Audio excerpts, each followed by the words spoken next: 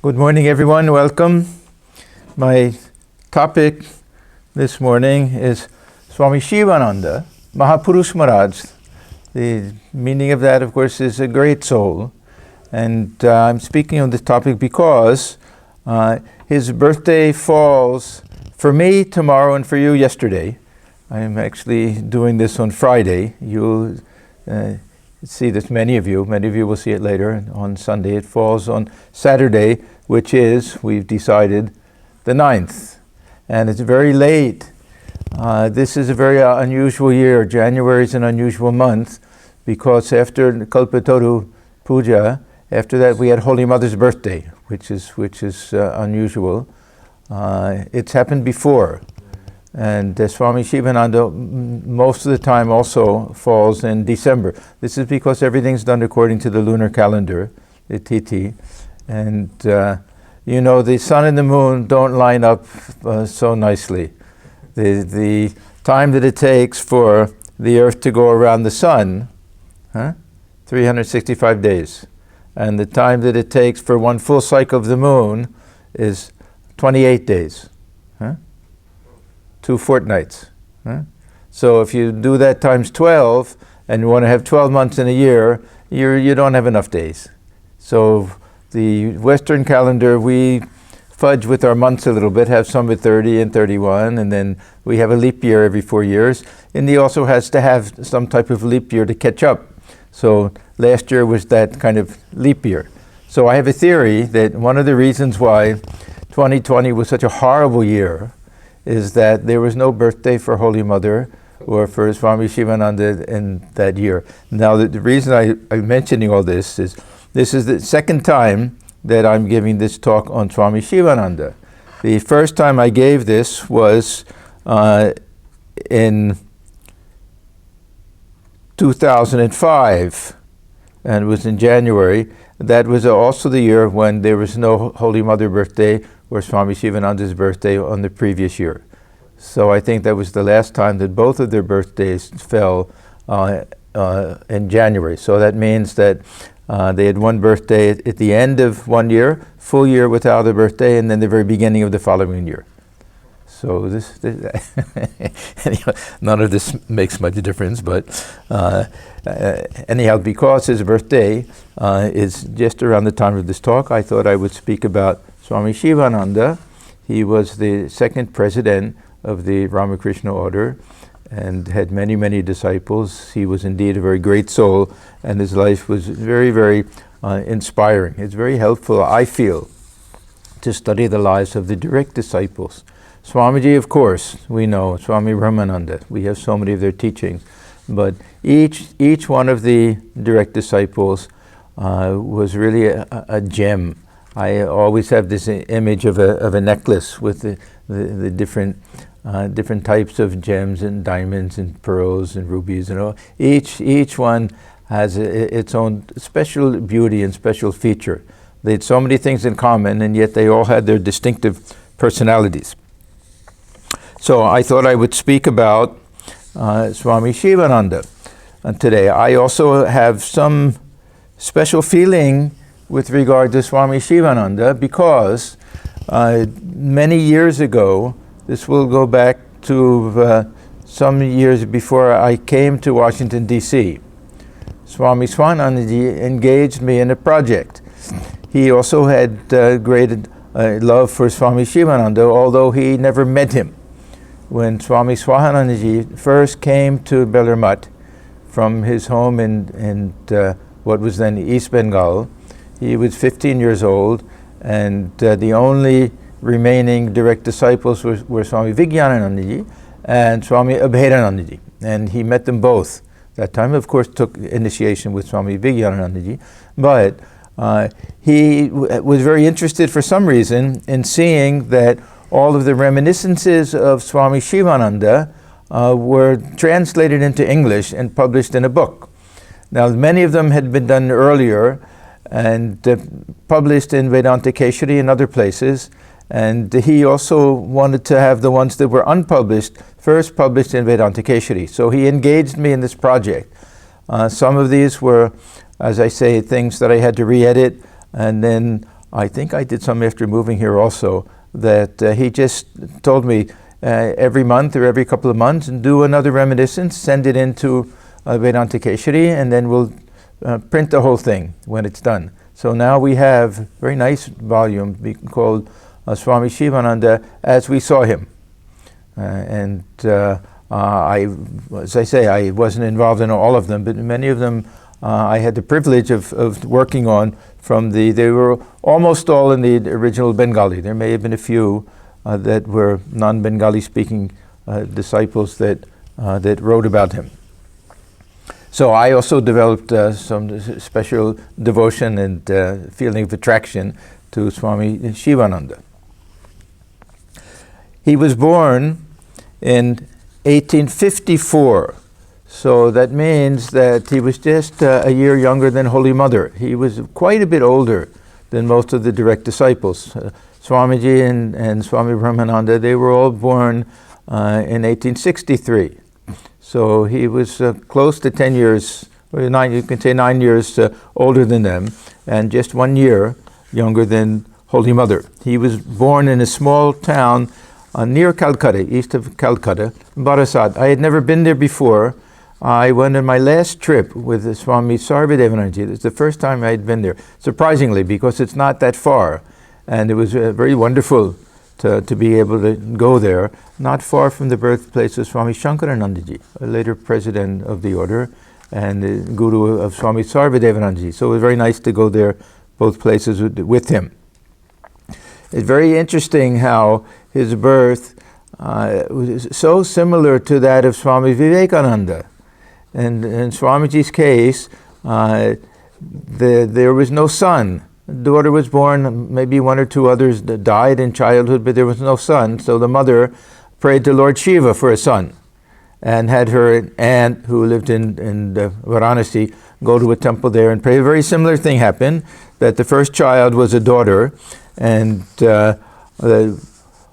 his mother prayed very much to Lord Shiva that a son be born, and when he was born, he was given the name Taraknath. This is the name of Lord Shiva, and it was called Tarak. So that was Tarak Ghoshal, was his full name. And since he was older than most of the direct disciples, I guess all of them except for Swami Advaitarani, he of course was even older than Thakur, he was usually referred to as Tarak Da, or Dada, elder brother, a very sweet, affectionate way. This is an interesting thing in our order. Someone can be junior to somebody else, and yet if they're older in age, just out of respect, they'll call them Dada, something, add that to it. There's an interesting connection with Swami Shivanandaji's father and Sri Ramakrishna. Thakur said once that when these young boys come to me, that very rarely do I ask them about their parents or their family or anything like that, but he happened to do it in the case of Swami Shivananda Tarak, and he said, "Oh, this is your father." His father's name was Ram Kanai, and he had a couple of connections. He was a lawyer and was somehow involved with the Dakshineshwar temple. He was part of the attorney for the estate of Rani Rashmani. So he was connected that way. He used to come to Dakshineshwar, and he was a very, very sincere and highly advanced spiritual sadhaka in the tantric path.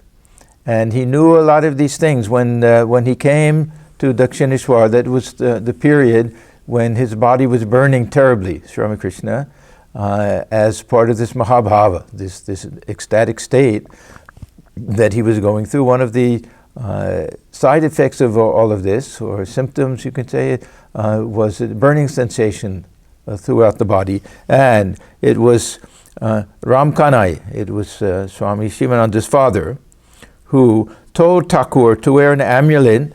They take a little gold, looks like a little drum something, and sometimes write something inside. He said, take the name of your Ishta Devata, put it inside of that, and wear it on your arm. And this helped relieve that burning sensation. So this Ram Kanai used to come to Dakshineshwar, and he brought his young son, Tarak, there, and this was probably the first occasion that he saw Sri Ramakrishna when he was just a little boy.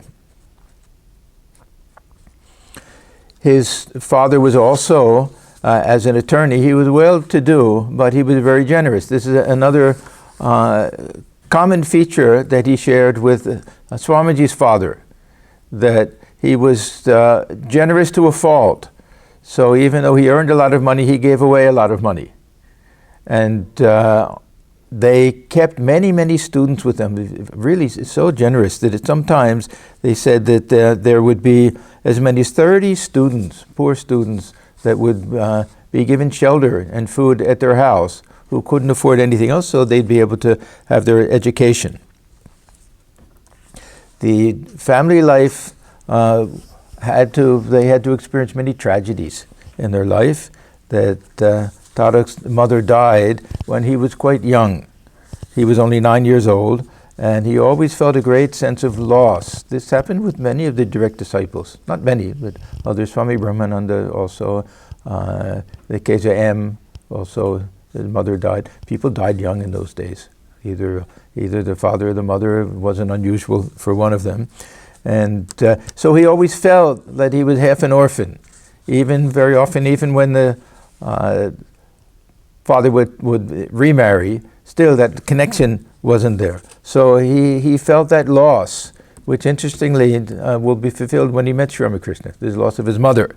And his elder sister died. She was the first who was to be born, and she left 2 children behind. So we're making sure that this is being recorded. So she became a young widow. And all of these things led to a little feeling of dispassion for the world. We see this even in the case of Sri Ramakrishna. The fact that his father died when Sri Ramakrishna was young, even this made him a little thoughtful, indrawn and everything. With the Swamiji, of course, it was a great turning point. So anyhow, he grew up this way with his very pious father, and his mind was already turned a little bit inward.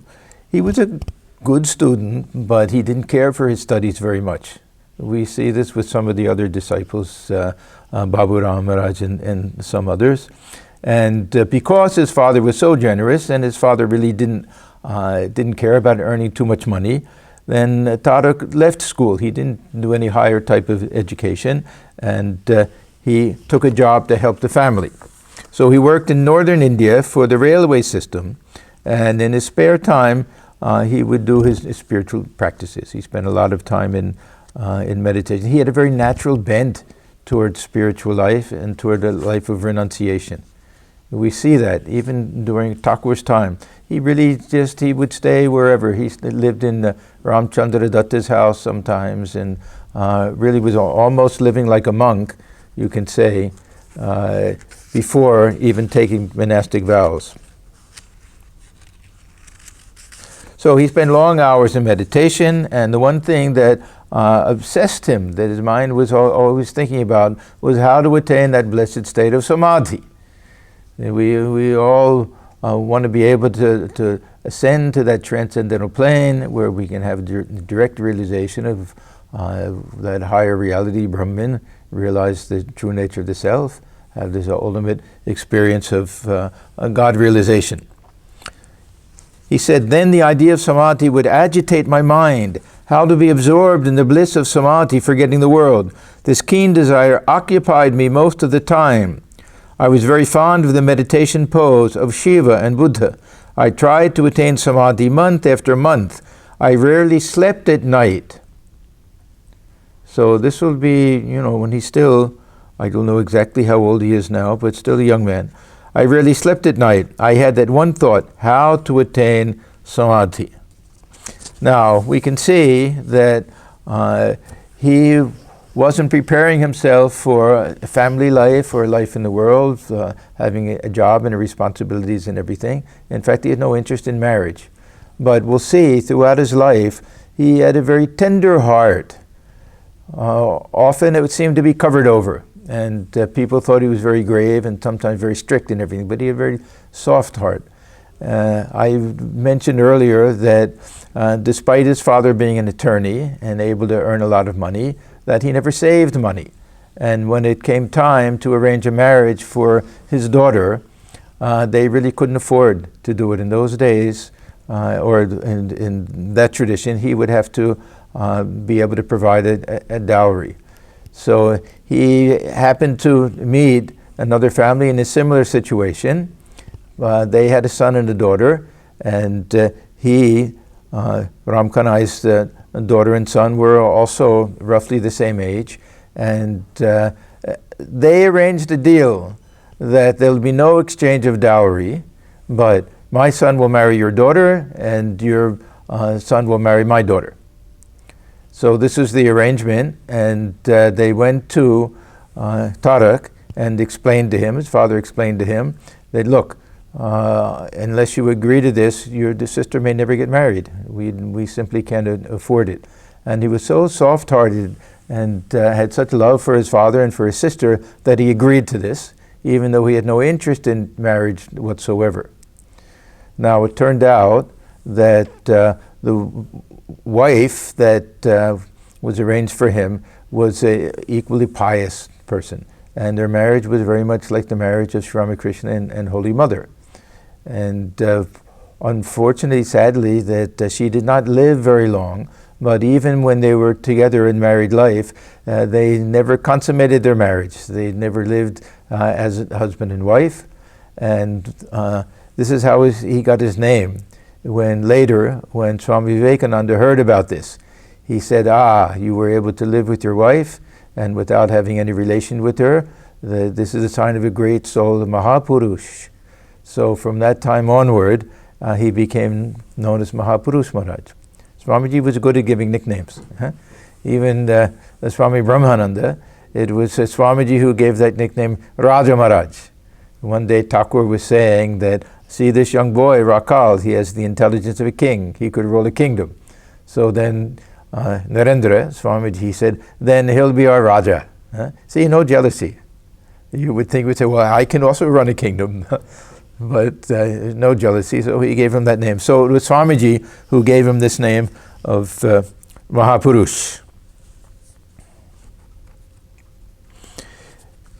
The great spiritual leader in those days, among many of the educated young men and women, young men mostly I would say, of Kolkata at that time, was Keshav Chandra Sen, the leader of the Brahmo Samaj.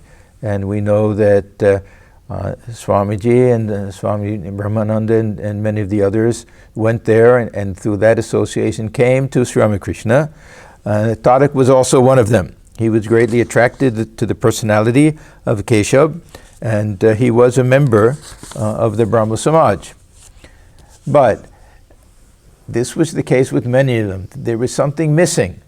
The Brahmo Samaj, they liked the personality of Keshav, they appreciated the interest in social reform, but that deep ocean of spirituality that they later found with Sri Ramakrishna was not there, for them at least. Many, of course, were happy with the Brahmo Samaj, but this intense desire for God realization, to immerse the mind in meditation and experience the state of samadhi, that he didn't find that there. So all of this leads to the first visit with Sri Ramakrishna. And this was probably May or June of 1980. So he was one of the early ones. He may have seen him as a young boy, but the actual first meeting, Swami Brahmananda came in 1981. Later in 1981, Swami Vivekananda, and then 82, M came. And then from that, many of the others are around that period. Some as late as 1884 and 85. So some of the direct disciples were only with Sri Ramakrishna the last year or two of his life. But this is in 1880, May or June of 1880, and it was at the home of Ramchandra Datta. And Ram was of course, a great devotee of Sri Ramakrishna, well-to-do man, and sometimes different devotees would stay with him. I think Nitya Gopal also stayed some time. They were kind of friends, this Tarak and Nityo. So anyhow, Swami Shivananda, whether he was staying with him at that time or not, I don't know, but that's when he saw him. So he said, "That evening I went to Ram Babu's house. I found the master sitting in a room crowded with people. The master was in an ecstatic mood. I saluted him and sat nearby. One can well imagine my surprise when I heard him talking eloquently on a subject which I had been so eager to know about, samadhi."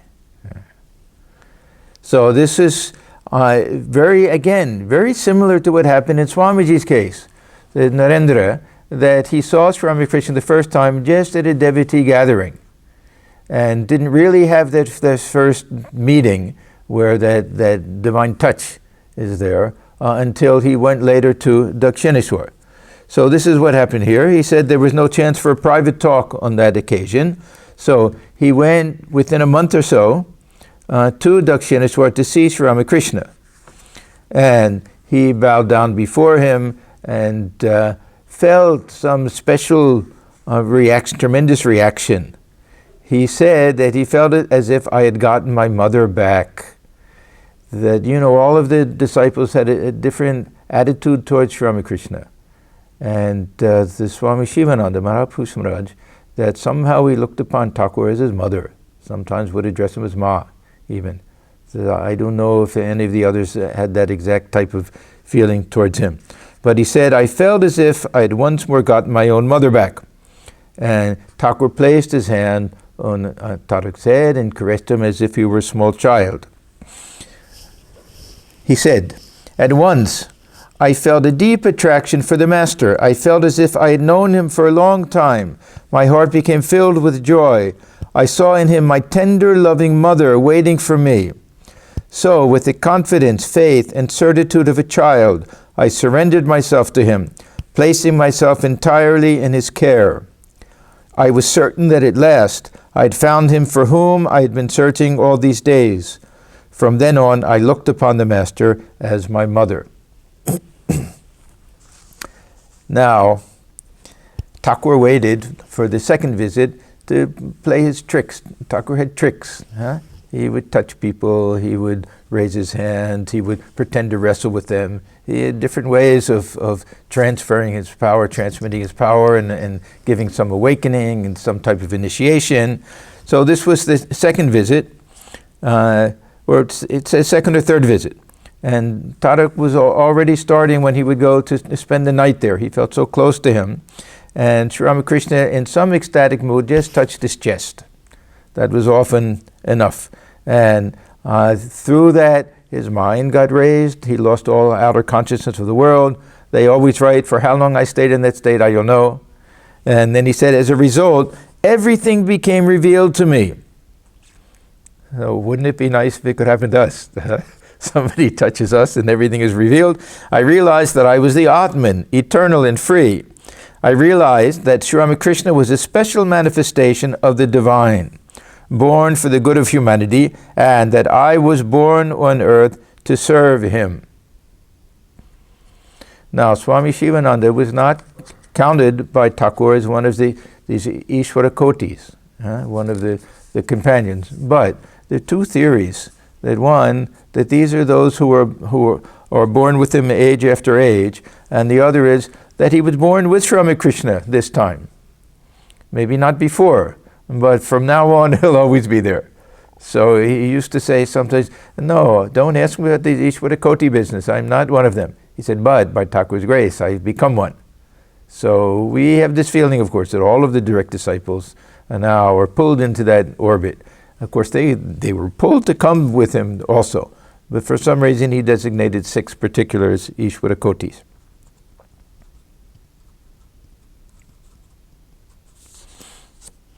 So shortly after this, Sri Ramakrishna actually did give some type of initiation. His initiation was unusual. Sometimes he would write, he'd say, stick out your tongue, he would write something on the tongue. Sometimes he would repeat out loud what he had written. It could be a bij mantra, it could be anything. Sometimes it seems maybe he didn't even tell them what he wrote. We don't know. This is a very odd thing that there's still such secrecy, not secrecy, but mystery behind Thakur's initiation, because the practice was not to reveal things. These are very private types of things. So we don't know too much about what types of mantras and things he gave at that time. So then, this was around the time when he asked him about his family life and everything, and he was amazed to find out that he was actually the son of Ram Kanai Ghoshal, and he told him all about the connections with the family and everything, and that he was the one who told him to wear the amulet and all of the other things.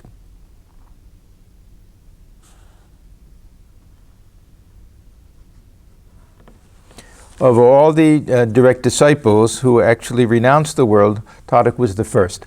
Not that it was so formal, but we can say that even before that day, Christmas Eve, in 1886, when they went to Anandpur, many of them, and they took monastic vows, that Thakur more or less did it when his wife died. She died in 1883. So when he first came to Sri Ramakrishna, he was still married. And then she passed away in 1883, and at that time he quit his job. He told his intention to his father. Now, in almost every case, we find some objection from the family. In some cases, it was so strong that they would actually, it didn't happen too much with the direct disciples, but with some of the younger boys, who was it? Purna and Portu and some of the others, the father would actually beat them and prevent them from going to see Sri Ramakrishna. It happened in several instances. And in other cases, there was simply an objection that who will look after the family and what type of life is it, and we've spent so much money and time on your education and you're throwing it all away. But this was one of those rare cases where his father was so sincere that his father was really very happy, and with tears in his eyes he blessed him. He said, "May you realize God. I myself tried to renounce the world and realize Him, but I failed. Therefore I bless you that you may attain God." This is a great blessing in spiritual, in monastic life, to feel that parents are giving their blessings for one to lead a life dedicated to God. So the next 3 years, he spent mostly, as I say, he had no really permanent place. He would stay with Sri Ramakrishna sometimes in Dakshineshwar, and very often he would stay at Ram's house, Ramchandra Datta's house. He would cook his own food and spend his spare time in meditation and spiritual practice. He would wander, he would find solitary places. So he really lived the life of a monk from that time onward.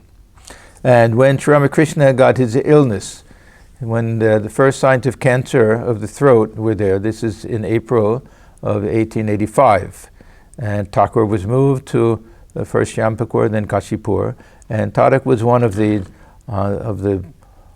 disciples, direct disciples, who dedicated his life to the service of Sri Ramakrishna and stayed mostly in the Kashipur temple.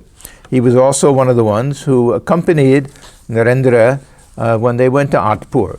And he was there, and that was when he, along with Narendra and Rakal and Baburam and many others, when he took monastic vows and received the name.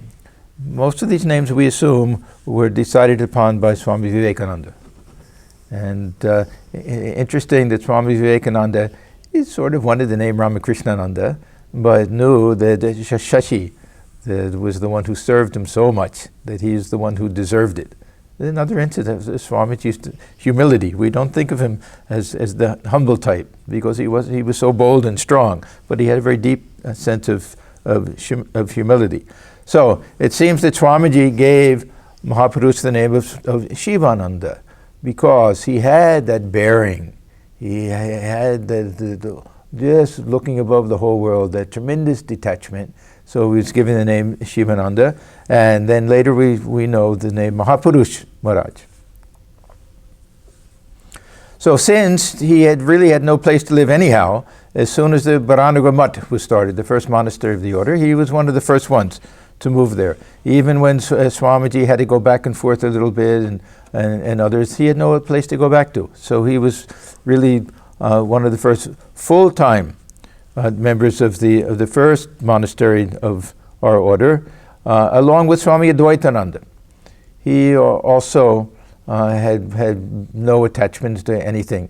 He was older than the others. His wife had died, I don't know when. So the two of them were two of the first there.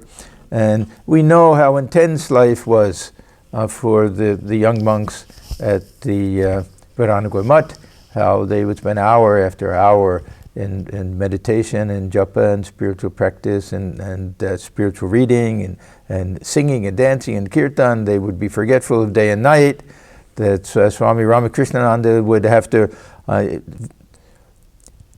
physically shake them out of their meditation to get them to eat some food sometime.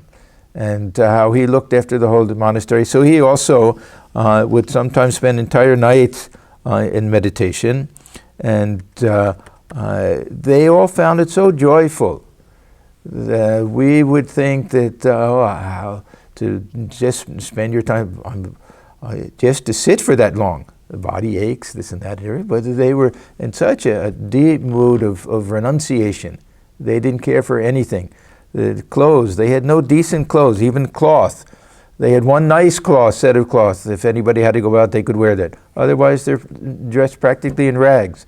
Their food, they may have some plain rice with some greens, maybe not even salt for the rice. Swamiji said, the demons would have run away at the sight of us. So intense was the renunciation in those days. One by one, we know that they felt the call to lead the life of a wandering sannyasin. And all of them went, some in pairs, some separately. They went in their own different directions. And they would wander from one holy place to another. They would beg their food and spend their time in spiritual practice. This was the traditional life of Indian sadhu. And as much as they loved their own company, and as much as Ramakrishna wanted to see the bond of love among all of the disciples, this was an important aspect of the life for all of them. For Swamiji, it was really life-changing, because he got to see the terrible misery of the poor throughout India, and this opened up his heart and made him want to go to the West, and we know that the whole story behind that. But this was something that was important for all of them. Now, Swami Shivananda, with this natural connection to Shiva, that he wanted to visit all of these places, so he was greatly attracted to the Himalayas. He went to Kedarnath, Badrinath, and of course they traveled on foot, all of them at this time. And there may be some instances where they were able to travel by train or something, but these places in the Himalayas, they would go there on foot. So he spent a lot of time there in Almora, and ultimately really was the founder of his center there, in Kashi also, and then the Uttar Kashi. He loved to travel alone. Swamiji also. Swamiji's problem was that all the direct disciples wanted to be with him. It's very funny how they would keep bumping into each other, and then Swamiji would say, no, I want to go alone. And some of them would follow him. And Holy Mother also, she would tell some of the others, make sure that somebody's with him. And same with Rakal, with Raja Maharaj, Swami Brahmananda. Make sure somebody's with him. Who knows, he'll go into samadhi and won't be able to take care of himself or anything. So they tried to do that. But he liked to spend as much time in solitude, and he was so indrawn. So he really was like Shiva. His name Shivananda was very, very appropriate for him. And of course, had no possessions whatsoever, didn't care about today or tomorrow. He really led the life of a perfect sadhu. When Swamiji came back from his first visit to the West, Mahapurush Maharaj had already come back to Calcutta.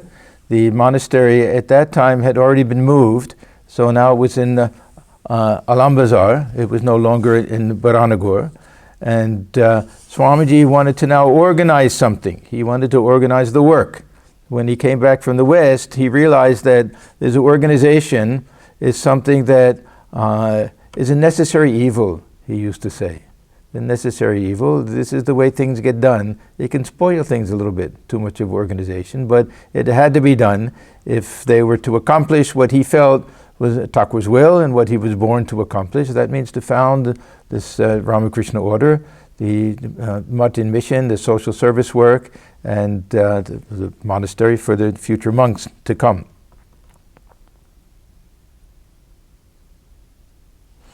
So one of the things that Swamiji wanted was to start centers in different places. And since Mahapurush Maharaj was very familiar with Almora, that Swamiji wanted him to go there. So he did that. He established the monastery there, the ashram there. He sent him to Sri Lanka, in those days Ceylon. And the Colombo ashram was founded by him. And he remained there almost until 1902, the time of Swamiji's passing away.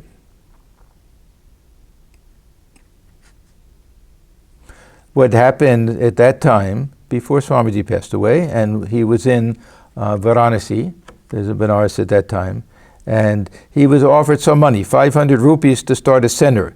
There was one Maharaja of Bhinga, I don't know what that is. So there were all these different kind of small kingdoms in those days. And Swamiji at that time refused. He was offered this money, refused. But later he requested Mahapurush Maharaj to go there and take that money and to start something. So in 1902, the end of June 1902, that means that he wasn't there when Swamiji passed away, that he went there to purchase the land, which is now we have two centers there, Advaita Ashram and the Seva Ashram. One is the hospital side and the other is just for spiritual practice there. So he went there at the end of 1902, and then of course Swamiji passed away on the 4th of July of that very same year. So Mahapurush Maharaj, he stayed in this Advaita ashram. In the beginning, that was the first part. I don't know when exactly the hospital started, but this was from 1902 to 1909, 7 years, and he was very, very austere. Most of the time he didn't bother about clothes. He would have a blanket that he would cover himself with. Would sleep on the hard ground. He would go often to even to sleep outside. He would go to the Vishwanath temple. It says even in the dead of winter, he slept on a bare floor with only a little straw and a tiger skin on it. It can get very cold in the winter there. And he would get up at 2 o'clock in the morning and get the fireplace going and sit for meditation at that time. And he was still indrawn and grave, not that he didn't have that loving heart, but so indrawn that it was hard for him to make the mind go outward. So he seemed so serious that people were a little afraid of him. They were a little bit afraid. We have many monks like that. Until you get to know them, you think, oh, they're so serious and everything. Will I get a scolding if I go there? And then you find out how loving that they are. Anyhow, he was like that. So they were a little afraid of him, but at the same time, he was so loving. When they got within that circle of love, they could feel how affectionate he was. And he had equal love for all, including animals and especially dogs. This is one of the nice features of his life. There are some incidents that took place from this period. I know these from this book I told you about of the reminiscences. There was one brahmachari by the name of Rishi. So this will be a young boy. In those days, you know, he could have been 18 or something. This young boy named Rishi who came, and he had a great desire to study scripture there. This, of course, is Varanasi, a place of great pundits, a great place to go for the Sanskrit study and study of scriptures. So he's living there in the ashram, and he came down with a very bad type of dysentery, and suffering from high fever and chills, and of course couldn't control his bowel movement. And there were only 2 bathrooms there at that time, and one was occupied by a monk who was in there for, seemed like a long time, I guess, to him, to this Rishi, and the other was Mahapurush Maharaj. He's in the other one. And this poor young boy is out there freezing and shivering and can't control himself and soiled his clothes. He went all over himself.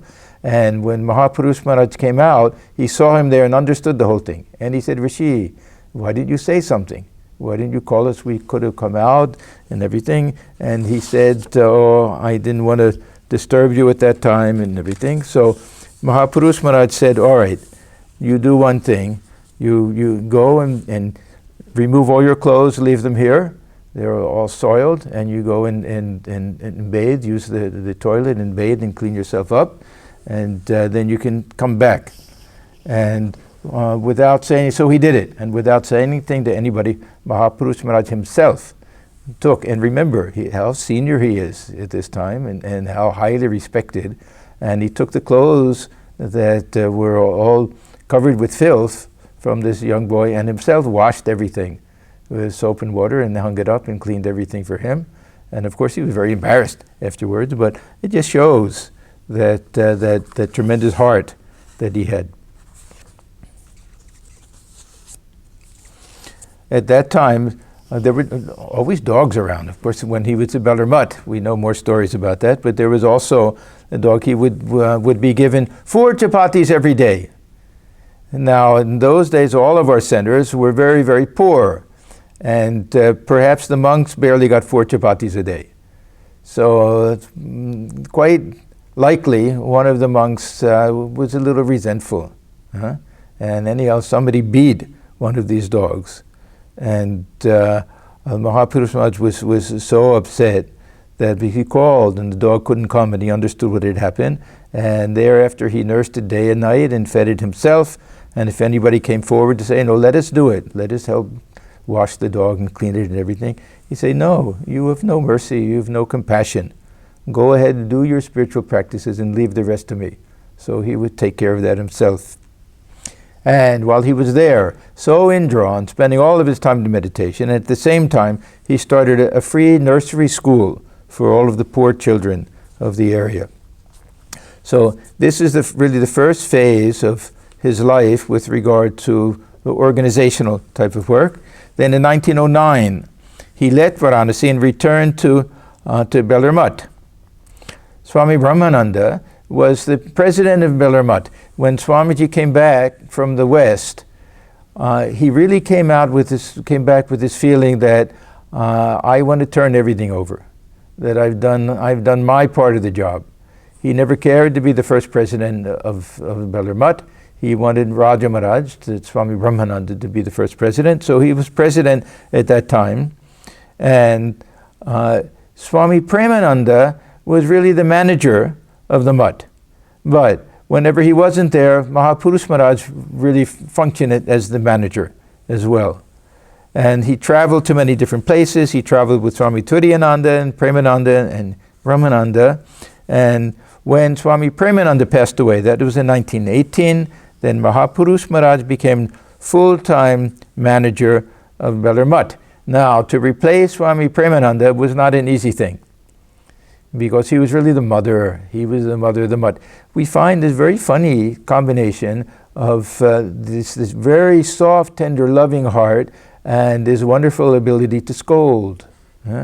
Swami Premananda could also scold so that the others could be in tears. He would be so strict with the young boys, and yet he showered so much love and affection on them. His name was Premananda for a reason. Prema means love. So to replace him was not a very easy thing. He was really the heart and soul of Beller Mutt, Swami Premananda. And at the same time, Mahapurush Maharaj was considered very strict still, and very stern, and many of them were really afraid to go too close to him. The thing is, with many of the direct disciples, is their standard was so high, and they had such love for the younger generation, such high hopes, that they couldn't bear it when they didn't live up to that standard. If they slacked off a little bit, it hurt them. And they would be strict and stern with them, because they wanted to train them up. They wanted to train them up the way they were trained. Sri Ramakrishna was also very strict. We don't think of that aspect, but Thakur wanted everything to be done perfectly. He wanted things to be nicely kept, to be neat and clean, everything in its right place. And these direct disciples, they all felt that Thakur himself was living at Velarmut. Literally, that he would walk the grounds, subtle body of course, and this is why we wonder why they're so particular that everything has to be swept clean and everything. If there are any little pebbles or stones or burrs or anything on the road, there's no clean everything. Don't you know Thakur walks here? So they had that feeling that he was this living presence. So they were very, very particular that everything be done perfectly. This was their training. There's a very helpful incident in the life of Sri Ramakrishna and Swami Turiyananda. He was there at that time. They were having a little picnic in the Panchavati, and they needed a knife.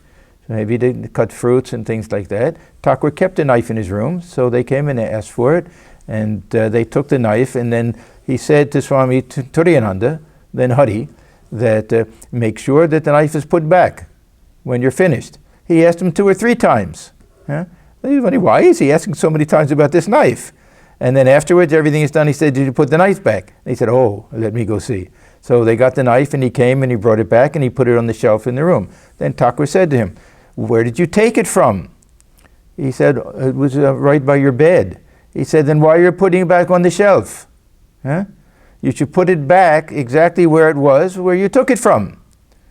Now, why was he so particular about that? So Thakur said, you don't understand. You have to think that there must be a reason why he kept it there in the first place. And if he'd wanted it on the shelf, he would have said, put it on the shelf. So Thakur explained, you see, when I get up in the morning, the first thing I have to do is repeat the name of God. And I can't repeat the name of God unless I clean my teeth, clean my mouth first. And the way they did it in those days was there'd be a little neem, a little twig from a neem tree, and with the knife, you can scrape the edge of it so it turns into a little brush. And then they use that brush. He says, if that knife is not there, then how do I clean my teeth and how do I repeat the name of God? And it's dark, how will I find it? So I know exactly where I keep the knife. I wake up, it's dark, I can get it, I can scrape the edge of the neem twig and I can clean my teeth and I can nicely take the name of God. So the reason behind things, the reason why people leave things in places, and why Thakur was so insistent. So this is something that was passed on to all the direct disciples. That we wonder, why did they care so much about cutting vegetables? This was such a big thing. We so many stories about are they taking in too much of the potato peel, too much of the potato along with the peel? That everything has to be done carefully and nicely. I know another nice story with regard to Swami Lokeshwaranandaji. Swami Lokeshwaranandaji was a disciple of Mahapurush Maharaj, and I was very, very close with him. In fact, one visit to California, I spent a few days with him, and he spent a lot of time telling us stories about Mahapurush Maharaj. And there's a very nice story. He was a young brahmachari when he was there, and Mahapurush Maharaj had written several letters, and he said, put stamps on these letters. Now, Swami Lokeshwaranandaji, he thought, okay, the stamp is meant to get the letter from one place to another. How careful do you have to be? So he put the stamps on, but he didn't put them exactly squarely in the corner. Maybe it was a little tilted or something like that. He thought, what difference does it make? It's the content of the letter that's important. Why should we bother about anything else? So he took it all back and he gave it to Mahapurush Maharaj. Later he went and he saw Mahapurush Maharaj very carefully removing each stamp and putting it back exactly in the corner where it should go. And then he told him, look, when you do something, you do it correctly, do it nicely, do it with some care. Holy Mother, of course, gave that same teaching, that everything has its place, even the broom. Don't throw it in the corner when you're finished. Even show respect to the broom.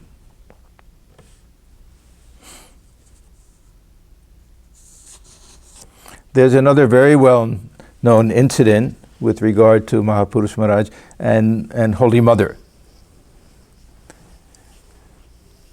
Mahapurush Maharaj had a very interesting way of letting somebody know that, look, you're in big trouble, that we're not sure that you're fit to stay in the monastery, maybe it's time for you to leave.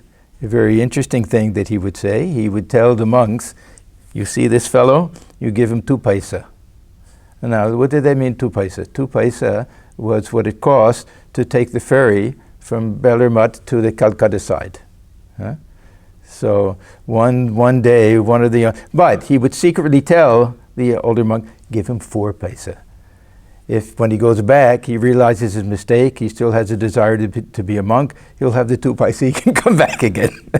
So he would say, give this fellow 2 paisa, but he would actually give him 4, like that. So one day, one of the young monks, I don't know what he did something that everybody knew would get him in big trouble. So they said to him, look, that there's in Bengali, they said, Aj tomar kopale du paisa ache. Today, it's your fate that you'll be given 2 paisa. That means that you'll be asked to leave the monastery. So he was warned ahead of time that he did something. Mahapurush Maharaj found out about it, was very angry. And if he had gone to him, that probably he would have been told to leave. Of course, given 4 paisa. Anyhow. So he got so frightened that he took off and just without anything else, with his cloth over his shoulder, he started walking to Jaidambati. To go to Holy Mother, who was there at that time. No money, no food. He walked for 2 days until he reached the Arambagh. There one sadhu was there and took pity on him, gave him a little food and gave him a place to sleep. And also gave him dirty and torn piece of Garawa cloth to wear. So this is how he showed up in Jaidambati with the Holy Mother. And he fell at her feet and he explained the whole thing. And Holy Mother took pity on this young boy and she wrote a letter to Mahapurush Maharaj. My dear child Tarak, the young boy Nogen. Is this Swami Shantanandaji? Anyway, one of the big Swamis of our order. I don't remember. The young boy Nogen made some mistake and was afraid that you would throw him out of the monastery. So he has walked all the way here with great difficulty. Well, my boy, can a child commit any sin in the eyes of his mother? I am sending him back. Don't say anything to him. Then Holy Mother received a reply from Mahapurush Maharaj. Ma, we've been searching for the boy, wondering where he had gone. Anyhow, we are greatly relieved to learn that he is with you. Please send him back. I won't say anything to him. They all had such respect for Holy Mother's word. I and all of the members of the monastery offer our Sashtanga pranams at your holy feet, your humble servant Tarak. So now this brahmachari, again, he was sent back and he was asked to write a letter back to Jaidambati, telling Holy Mother how he was received. So they knew that whatever was going to happen, that she would find out about. So he wrote, when I reached Bellermutt, I first made my pranams in the different temples, then went straight to Mahapurush Maharaj's room. He was seated on his cot, but as soon as I entered, he got up and embraced me. No scolding. Embraced me. Then he said, you rascal, you went to the high court to lodge a complaint against me. How many other affectionate things he said to me. He really showered me with love. Now, probably he wouldn't have been kicked out. I wish I remembered who exactly this young boy is. There was a Kogen and an Ogen. Kogen, I think, was Shantanandaji. Anyhow, one of the early monks of our order. In 1922, Swami Brahmananda passed away, and Mahapurush Maharaj was made the next president of the order. There was some desire on the part of many for Swami Sharadananda to be the next president, but he refused. He said that I was given this job as kind of a general secretary, you could say, by Swamiji. This is the job that I want to keep. Mahapurush Maharaj, he did not want to become president. He had so much love and reverence and affection for Swami Brahmananda that he said, no, he's our president. He had passed away. He's our president. He was forced to go there. And when he went, he had 2 asanas put down. They said, why 2? And he said, I won't take my seat unless there's a seat for Swami Brahmananda. So he always felt that Swami Brahmananda was the real president of the order, and that he was just his kind of representative. We see this in Ramayana, with the Bharat and Rama. That was his feeling, that Rama was really the future king of the kingdom. Now, what happened to Mahapurush Maharaj happens to almost all of the monks that we see in our order who start giving initiation. That it's some magic happens. That no matter how stern they seem to be, how grave, how detached and everything, they start turning into loving mother figures. And it happened, of course, with Mahapurush Maharaj as well, that this grave outer nature turned into pure love and compassion for everybody. He became so sweet in nature. And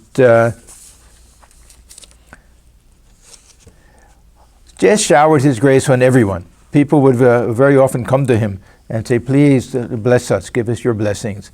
And he said, what have we have nothing to give but blessings. That's all that we have, is to give blessings.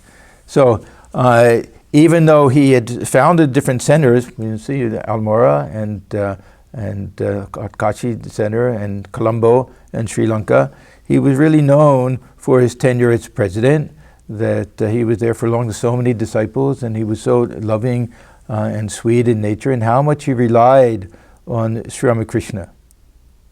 He once remarked that I've become Mother Ganges. So much grace was flowing out of him, and he felt that.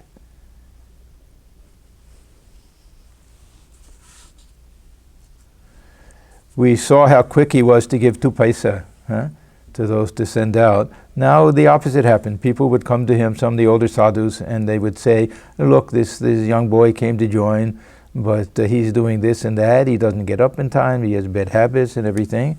And Mahapurush Maharaj would ask, he would say, does he have 1 or 2 good qualities?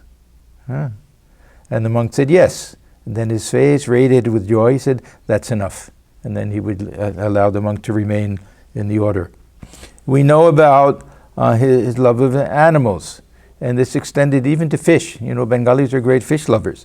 And one time somebody caught a big catfish, and they thought, how wonderful. And they brought it, and it was in this pot and everything, and Mahapurush, he's looking at it, and he says, oh, he's been trapped in this small pot. How happy he'll be if we release him in the Ganges. So they went, and he was just with great, like a child, just see the fish go and swim about. Thakur used to say, if you want to know what it's like to swim in the bliss of Brahman, go watch a fish that's been released from a pot into the river or a lake.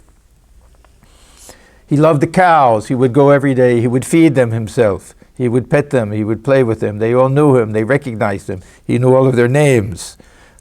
He had a pet dog named Kelo, and the dog was incredibly devoted to him. He used to throw food outside from the upstairs down to him when he couldn't go back and forth. And this dog would just remain lying at his feet, and he would say, this is what we have to do. Lie at the feet of God, like the dog lies at the feet of the master. And sometimes he would point to Kelo and say, he is my dog. Then he would point to the picture of Sri Ramakrishna, I'm his dog. So this is a very wonderful attitude that he had that way. Gradually, of course, he was quite old. He was one of the oldest, maybe the oldest. Either he or Swami Vedanta lived the longest. But his health began to deteriorate, and whenever anybody would ask him, how are you? They would say, Bhalawachan Maharaj. And he would say, if you're asking about this body, it's getting old, it's deteriorating day by day. If you're asking about me, I'm fine. I'm the self. The self is perfect. Nothing to ask about that. So he used to say, by the blessings of Sri Ramakrishna, I have the perfect realization that I'm not this body, that I'm the ever blissful self. In 1933, Mahapurush Maharaj suffered a massive stroke. He became partially paralyzed from this time onward. He rarely could go downstairs. He could only raise his left hand in blessings for people. Whether he could speak or not was very difficult, but his mind remained in a very high plane. And despite all of the suffering of the body, he remained in a very high, exalted mood. Then finally passed away on February 20th of 1934.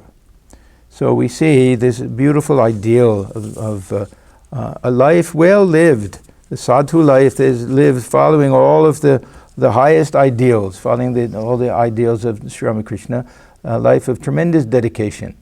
And so on these occasions, it's very nice. We have all of our high Vedantic thinking and everything, but it's very nice when these birthdays come to spend a little time and think about the beautiful lives that were lived by the direct disciples of Sri Ramakrishna. So I thank all of you for joining us today, and I'll close with a chant. Om Sarve Bhavantu Sukhinas Sarve Santu Niramaya Sarve Bhadrani Pashyantu Ma Kashchi Dukkha Bhag Bhavet. Om Shanti Shanti Shanti Hari Om Tat Sat. May all beings be happy. May none suffer from disease. May all realize the highest good. May all be free from misery. Om, peace, peace, peace be unto all.